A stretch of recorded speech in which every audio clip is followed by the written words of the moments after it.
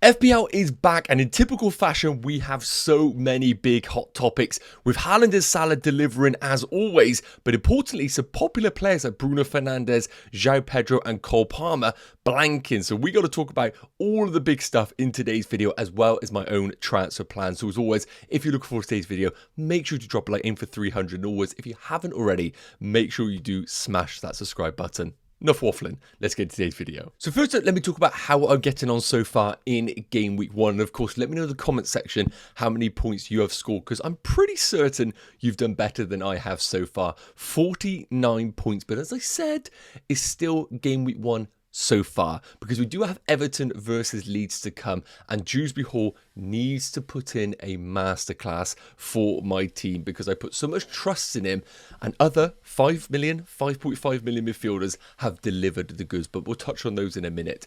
So the standout players for my team: Sanchez with that controversial clean sheet. Obviously, let me know in the comments section, do you think it was a goal? Do you think it wasn't a goal? I think it's by the law, but really, if you're not given that goal, you're going to be not given a lot of goals from free kicks. So I think the refs have put themselves in a bit of a sticky situation there. Double Spurs defence coming in clutch. That was a last-minute call, but Porro and Van de Ven coming in with them 6-pointers, really, really important for my team. Mo Salah, of course, with that late goal. Otherwise, this game week would have been an absolute disaster, especially with Erling Haaland hauling. But outside of that, pretty disastrous game week outside of it. That penalty against Nottingham Forest obviously wiping out the Murillo clean sheet. Palmer looking really anonymous on the field, similar to that of João Pedro. And the late brought in for me of Morgan Rogers, when we heard the news that he was available, changed the structure of my team. I'm glad I got him in, but I wasn't anticipating such a poor Aston Villa performance in general. So we've got to talk about Aston Villa as well, see whether we can actually trust them or not in our teams. But all in all, 49 points, it ain't the end of the world. If you've got these many points, if you've got less, if you've got more, don't panic. Game week 1 does not decide your game week. It's important about what you do in the following game week. So again, let me know in the comment section how many points you got on.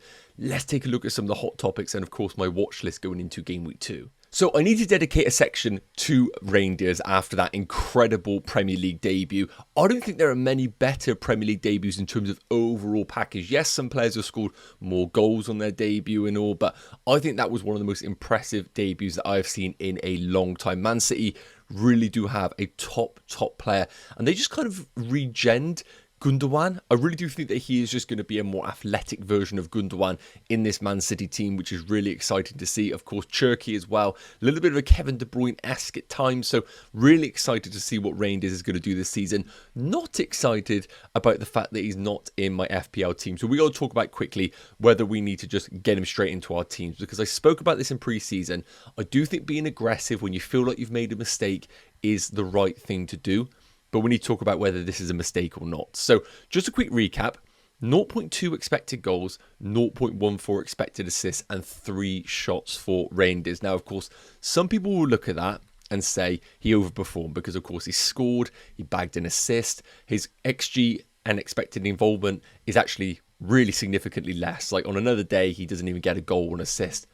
But if you watch the game, you will know that he was in plenty of positions on the field. I'm going to put up the touch heat map here for Reijnders throughout the entire game, and you can see he was the most advanced of the midfield 3. Now, what I will say about Pep, of course, is the positions that he played with the wingers. He played out and out 1v1 dribblers in Doku and in Oscar Bob.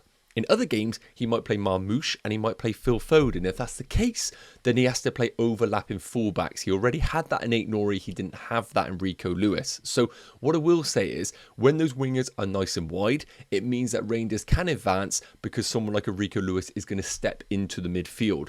Don't be thinking this is going to be every game.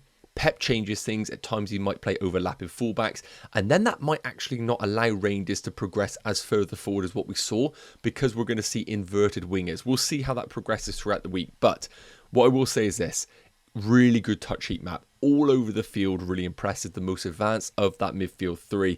And what I said here, played the full 90 minutes and passed the eye test. He got into some really good positions where if another player didn't take it off his toe, he was in on goal, or at least in another shooting opportunity. So even though the underlying numbers, he massively overperformed them, I think if you watch that game, you will know that what he done could be sustainable He ain't going to score every game, but I do think he is going to be a goal-scoring midfielder. I do believe he's the best Man City value pick. At 5.5 million, now 5.6, it's just ridiculous value to get a guaranteed starter in this team. Now, I've seen a lot of people right now saying to me, yeah, but is he going to start or not? If I put up the 11 here that we have for Man City, as I discussed, the front three is going to change. We'll see Marmoush on the left at times. We'll see Phil Foden on the right. But in terms of the midfield three that he played, Gonzalez, Bernardo Silva and Reijnders. Well, first and foremost, the player that will come out straight away is going to be Gonzalez for Rodri. So that is going to be a direct replacement there. But in terms of the rest of the midfield three, Kovacic currently carrying an injury. Very different player to Reijnders. He is not going to be a like-for-like replacement with Reijnders at all. And I think what we are seeing with Reijnders is the guy in this midfield who is going to contribute in the final third. Bernardo Silva isn't going to do that. He's much more industrious. He will be replaced by Kovacic, if anything, in this team. Gonzalez for Rodri. So I do believe that Reijnders is probably in direct competition with someone like a Cherki or a Phil Foden. But the problem is, neither of those do the box-to-box that Reijnders possesses or has the athletic ability to get up and down the field like Reijnders can do with the ball carrying. So I personally think he is a unique player that is actually just going to play all the time for Man City. Now, I can't sit here and say to you that he is locked in every game, but I think his minutes are way better than what we're perceiving right now. So we got to look at him as probably a 80-minute man every single week, to be honest with you. Now, in terms of the fixtures, because this is what it's all about now, we had a good fixture in game week 1. Is it actually time to jump on him in game week 2? Well, Spurs at home, this is a different Spurs. They're going to play a back five against Man City. Those positions, those positions aren't really going to be open for them. Brighton in game week 2, United in 3, then Arsenal in game week 5. So, I personally feel this. If you can get to Reijnders and you've got a midfielder that you're really not happy about and you can get there, I think it probably is a good move. However, if you're in a position like myself where you got Dewsbury Hall and it's going to require 2 transfers to get up to him, or someone like a Morgan Rogers that you're thinking of downgrading, I think you let game week 2 and game week 3 happen. Worst case scenario, you bring him in game week 4 at home against Man United.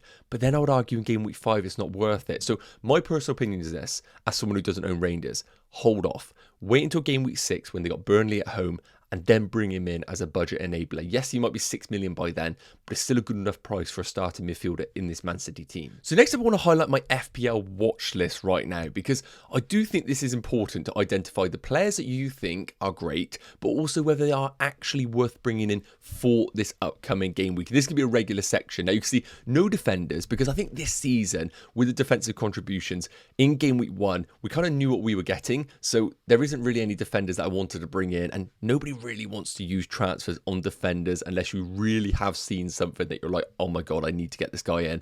Don't think I've seen that so far.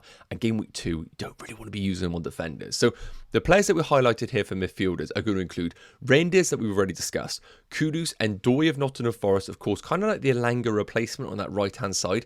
Oscar Bob, 5.5 million, someone that we need to consider.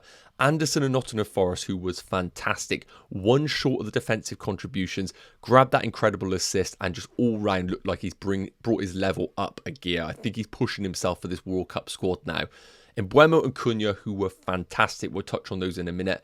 And then the forwards, Haaland, Chris Wood with the brace, both of those. Ekitike, fantastic. And of course, Sesko getting a 30-minute cameo. So let me just talk about Kudus firstly. I think he was incredible in that game. However, when we look at the Spurs fixtures coming up, Man City, Bournemouth, West Ham, Brighton, Wolves, Leeds, they're actually really, really good.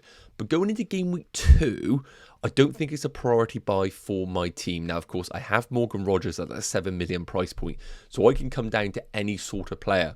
But with players like Reijnders at 5.5, Kudus at 6.5, Anderson at 5.5. I think gaining one more game week worth of information is way more important than that of bringing them in straight away. I think we need to know who is the guy to go for. And with the game week 2 fixture away against City, it just makes way more sense to hold tight on Kudus if you don't have him already. But he did look fantastic. But I do question whether his goal scoring is going to be at the level that I want for a 6.5 million midfielder. I think he will tick over with assists, of course. Ndoye, 6 million. We spoke about this. Nottingham Forest, I do think he is going to be a starter. And with the Forest fixtures coming up, Palace, West Ham, Arsenal, again, don't love the Palace away fixture. I think that's tricky. West Ham is a great fixture, and then Arsenal away. I think this is another hold, but I think by game week 5, if we're seeing really good things with solid minutes, Ndoye needs to be on our radar at 6 million because we need to compare it to Anderson. The problem is, Anderson is going to play a lot of minutes. Yes, we do have McAtee coming in. We might have Douglas Luiz, but I just think Anderson has elevated himself as a key player in that Forest team. And I do think Anderson, with the defensive contributions, is going to be a bit of a steal at 5.5. And as of right now, when we look at the Forest fixtures compared to the Man City ones, because people will be having this dilemma of Anderson or Reijnders, I would say it's very, very close because Anderson does have that extra edge to him of getting defensive contributions. Reijnders, of what we've seen, isn't really going to be that type of player. So I still don't know which one to go for. And that is why I think holding off another week is probably the way to go with both of those players. As we discussed, Oscar Bob playing as a 1v1 winger, one to monitor, but I do think with Foden and all those minutes could be a little bit rotational. I need to understand whether Oscar Bob is actually a key component or not. Now the big one, Man United, because we've got to talk about whether Bruno Fernandes is an instant sell and whether Cunha and Mbeumo are just sensational option at 8 million. Let me put up the Man United touch heat map average positions for everybody because I was impressed with Man United. Bruno Fernandes playing in a double pivot alongside Casemiro in the first half and Ugarte in the second half. You can see here, he was the more advanced of the two, which is good, against probably the best opposition that Man United are going to have. I think they probably get even more joy against City than that of Arsenal because defensively, even though Arsenal was suspect, they're still one of the best in the league. But you can see number 19 in Mbeumo and number 10 Cunha, fantastic average positions. Now this will change once Sesko comes into the team. We'll see a much more traditional Sesko down the middle, Cunha off the left and Mbeumo off the right. My problem, people are telling me Bruno Fernandes will stay advanced throughout the game. I do agree at times. However, while they got Casemiro and Ugarte who cannot run, they rely on Bruno Fernandes to be the runner in both boxes. We saw that with that last-ditch clearance that he had against Arsenal. So while they remain with two people alongside him who literally cannot run, Bruno Fernandes has to stay in that double pivot, and they ain't going to be changing this formation. So yes, Bruno Fernandes will still get into good opportunities, but while he's having to do the running of his counterpart alongside him, I am concerned that Bruno Fernandes won't get often into goal-scoring opportunities, but he is not a sell. Fulham, Burnley, then we reassess after this period. Cunha and Mbeumo were fantastic, but I think we can allow ourselves the next week to understand who is the one to go for and whether we can downgrade and save 1 million. Finally, in terms of the forwards, Haaland, you got to sell Salah to get to Haaland.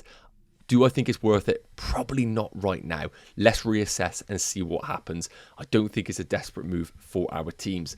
Chris Wood, fantastic, but if you've made your bed at 7.5 million, I think you sleep in it for now. Forest away against Crystal Palace isn't really the time to be bringing him in. And Ekitike, I love him. But while the Alexander Isak rumours are continuing, you cannot be buying Ekitike with Newcastle away and Arsenal at home. That is one to monitor. And at 8.6 million, not the guy to be bringing into your teams. So take a look at my Game Week 2 transfer plans. And as we discussed, I really do think you need to have an urgent problem in your team or a standout player that you feel like you absolutely need in your side to force a transfer. Because naturally we're building our teams ahead of game week 1. We are looking for the opening first 3 game weeks. And if you get lucky and don't get any injuries, then ideally you should have a team that you are able to roll. So let's take a look at the team. We've got Sanchez away against West Ham. West Ham were poor in game week 1. But what we need to understand is that nobody knows what teams are truly going to be like until the opening game weeks. Did anybody think West Ham were going to be that bad? Did anyone think that Brentford would be that bad or Wolves? So we are going to gain more information from game week 2. And that is another reason why I do urge caution about making an early transfer. So Sanchez away against West Ham, it is what it is. It's one of those sort of things. Steve at home against Sunderland looks better in pre-season with Sunderland scoring 3 goals. Not ideal, but let's hope that Burnley are watertight defensively at home. Porro away against Man City, mainly with the expectation of him playing as a right wing back in a Thomas Frank Brentford-esque formation, and him being on set pieces doesn't deter me. And of course, maybe Eze by then will increase the potential that Spurs do have. And Murillo away against Palace, still a little bit of debate between him and Anderson, But I think Murillo could be fantastic for defensive contributions in that particular game. I think with the crosses that Muniz puts in, the crosses that on the left-hand side that Mitchell puts in, I do think Murillo will rack up some defensive contributions. In terms of the midfield, Salah currently with the captaincy away against Newcastle. We'll see how that feels. Palmer away against West Ham. Bruno, Rodgers, Dewsbury Hall. I think that's a good enough midfield. And in terms of the front two, Watkins and João Pedro. Now, of course, João Pedro is a concern. I'm really frustrated at myself because I spoke about all pre-season as a Chelsea fan, how I thought João Pedro would play 70 minutes, Delap will get 20, and eventually we'll see the flip of that at times. We saw that already in game week 1. So I am concerned about João Pedro, but am I enough to sell him now? Not really. When we take a look at the fixtures for game week 2, I need to ask myself, are there any fixtures that I look at and go, oh my God, I need a piece of that? Well, not really. I think Arsenal against Leeds is the only standout one. But with my team right now, I don't think the forwards are there for me to go. I think Gyökeres is a huge risk. I think Kai Havertz will share significant minutes. And do I think there's enough for me to sell Cole Palmer this week to bring in Saka? Not really based on what I saw. Defensively, of course, I would love a piece of the defence. But again, I can't really get to there. So outside of the Arsenal game, I don't think there's any fixture in game week 2 that you should be looking at and thinking to yourself, I need desperately a player from that team. So the plan is going to be to roll. And then when we get ourselves into game week 3, I think the team looks okay again. The team kind of picks itself. We'll see what happens in terms of injuries. But game week 3 is going to be where a lot of managers will have a decision to make because Chelsea at home against Fulham is good enough. I don't know what we're going to do about João Pedro when we get to that game week. If he's been rotated once again in game week 2, what I could see a lot of managers be very tempted to do is actually sell João Pedro for someone like a Sesko. If he has really good games against Fulham, we could see ourselves with Man United against Burnley and some people very, very tempted to go there. On the flip side, what I could see some managers also do is if Mbeumo continues what we saw in game week 1, downgrading Bruno Fernandes to someone like an Mbeumo if he just proves to be ridiculous value at 8 million. Otherwise, in terms of the fixtures, some might be tempted to go to Kudus once again at home against Bournemouth. I think that will be a temptation. And maybe others will be tempted to go to Chris Wood with the West Ham game. But I think there are enough good fixtures in game week 3 to know that rolling the transfer in game week 2 is just the way to go. And for those that are already worrying about someone like a Watkins, again, game week 3 at home against Palace, I don't think it's the worst case in the world, even though I do rate Palace.